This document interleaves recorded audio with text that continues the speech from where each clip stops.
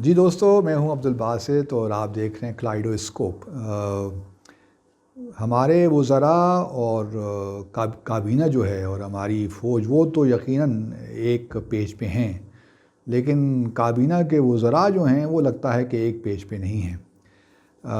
हमारे वज़ीर ख़ारजा ने, आपको याद होगा कि अफ़गानिस्तान का एक टीवी चैनल है तुलू, उसको इंटरव्यू देते हुए जब उससे सवाल किया कि क्या जो हमारे प्राइम मिनिस्टर ने कहा कि उसामा बिन लादेन को शहीद किया गया, तो क्या आप उसको शहीद समझते हैं? तो पहले तो हमारे वज़ीर ख़ारजा ने कहा कि हमारे जो इमरान ख़ान हैं वज़ीर आज़म, उनके बयान को आउट ऑफ कॉन्टेक्स्ट कोट किया गया है। और जब उन्होंने कह दिया कि आउट ऑफ कॉन्टेक्स्ट है, तो फिर वो अपनी उसकी तशरीह कर सकते थे, लेकिन बहरहाल उन्होंने फिर एक और दूसरे सवाल के जवाब में ये कहा, जब उनसे पूछा गया कि क्या आप उसामा बिन लादेन को शहीद समझते हैं, तो उन्होंने कहा कि मैं इस सवाल का जवाब नहीं दूंगा। हालांकि अगर पिछले सवाल के जवाब में जब उन्होंने कहा कि इमरान ख़ान ने उनके बयान को आउट ऑफ कॉन्टेक्स्ट कोट किया जा रहा है, तो फिर वज़ीर ख़ारजा के लिए बड़ा आसान था कि वो कहते कि भाई वो हम उसे शहीद नहीं समझते, हमारी तो पूरी एक अल-कायदा के ख़िलाफ़ हमने तो बड़े इक़दामात किए हैं, तो ऐसी कोई बात नहीं है कि हम उसामा बिन लादेन को शहीद समझें। अब मामला कुछ ये हुआ कि चलें, वज़ीर ख़ारजा ने तो जो कहना था वो कह दिया। अब हमारे जो इंफॉर्मेशन मिनिस्टर हैं, वज़ीर इत्तलाआत, वो एक बयान में कह रहे हैं कि जी हमारे वज़ीर आज़म की जो ज़ुबान जो है वो फिसल गई थी, स्लिप ऑफ टंग हो गया था, जिसको हम कहते हैं लैप्सस लिंगुआ, वो हो गया। और अब मुझे ये समझ नहीं आती कि हम ज़ुबान फिसलने वाली बात को मान लें या वज़ीर ख़ारजा की जो बात है कि आउट ऑफ कॉन्टेक्स्ट कोट किया जा रहा है उसको मानें।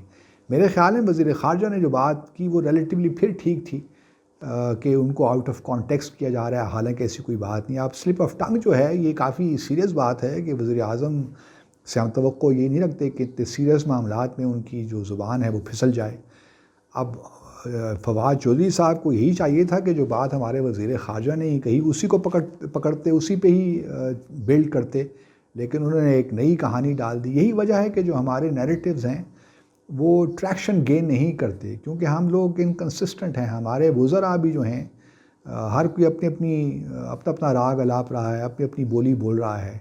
एक बात को भी अगर हमारे वज़ीर ख़ारजा ने एक बात कह दी थी तो फिर उसी को आगे बढ़ाते क्या ज़रूरत थी चौधरी साहब को कि वो ये कहें कि जी हमारे वज़ीर आज़म की ज़ुबान फिसल गई, और ये भी पार्लियामेंट में उन्होंने कहा।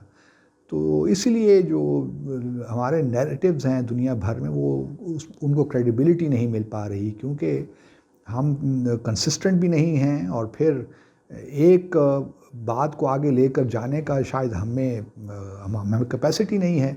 हमें आगे पीछे हो जाते हैं, चीज़ों को गड़बड़ कर देते हैं। तो इस तरह तो बात नहीं बनेगी चौधरी साहब। कम से कम काबीना के अंदर तो एक किस्म की हार्मनी होनी चाहिए, सिंक्रोनाइजेशन करनी चाहिए। ये अगर कोई शख्स एक बयान दे रहा है, दूसरा दूसरा बयान दे रहा है, तो फिर बात किस तरह आगे बनेगी? तो बहरहाल ये मैंने कहा कि थोड़ा बहुत पॉइंट आउट कर लूँ, क्योंकि ज़रूरी है कि हम जो है कम से कम जो गवर्नमेंट है वो एक ही नैरेटिव को लेकर आगे चले। अगर हम इस छोटे से इशू पे भी मुख्तलिफ बातें करेंगे तो क्या हमारी क्रेडिबिलिटी दुनिया भर में रहेगी? बस यही गुजारिश करना चाहता था। आपका शुक्रिया।